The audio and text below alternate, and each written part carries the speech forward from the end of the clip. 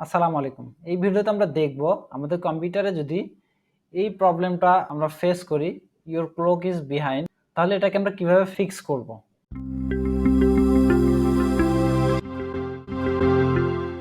So এই প্রবলেমটা কেন হয় এটা আমরা একটু জানার চেষ্টা করি। এই প্রবলেমটার প্রধান কারণ হচ্ছে আমাদের কম্পিউটারে যখন টাইম এবং ডেট ঠিক থাকে না, তখন এই প্রবলেমটা দেখা দেয়।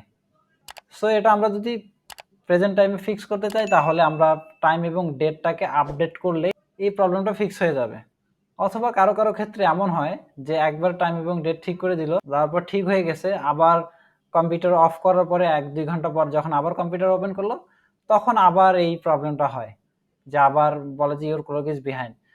সো এরকমটা যদি কারো ক্ষেত্রে ঘটে, তাহলে এটা হবার মেইন কারণ হচ্ছে কি, আমাদের কম্পিউটার মাদারবোর্ডে যে বায়োসের ব্যাটারি থাকে, সেই ব্যাটারির চার্জ শেষ হয়ে যাওয়ার ফলে এমনটা হয়। চার্জ শেষ হয়ে যাওয়ার ফলে প্রথমবার আমরা যখন টাইমটাকে ঠিক করি, আবার ইন্টারনেট ব্রাউজ আমরা করতে পারি তখন।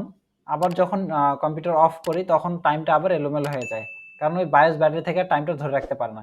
এই কারণে এখন এই সমস্যাটাকে ফিক্স করার জন্য আমাদের টাইমটাকে চেঞ্জ করতে হবে, মানে টাইমটাকে ঠিক করতে হবে। এর জন্য আমরা চাইলে ২ ভাবে করতে পারি। এখান থেকে আপডেট টাইম অ্যান্ড ডেট এখান থেকে করতে পারি, অথবা আমরা কন্ট্রোল প্যানেল থেকেও ম্যানুয়ালি টাইমটাকে সেট করতে পারি।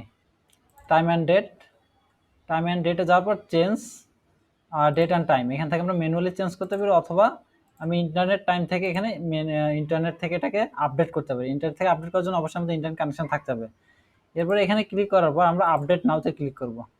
করার পর ওকে করলে আমাদের দেখা যাবে যে এখানে কি টাইমটা আপডেট হয়ে গেছে। এরপর যদি আমরা ওয়েবসাইটে যাই, যে কোনো আমরা সাইটে চলে যাই, যেমন গুগল, এখন আমাদের এটা দেখাচ্ছে, কারণ হচ্ছে যে আমাদের ক্যাশের মধ্যে এটা জমা আছে। এই জন্য আমি এটা ক্লোজ করার পর আবার নতুন করে ঢুকতেছি।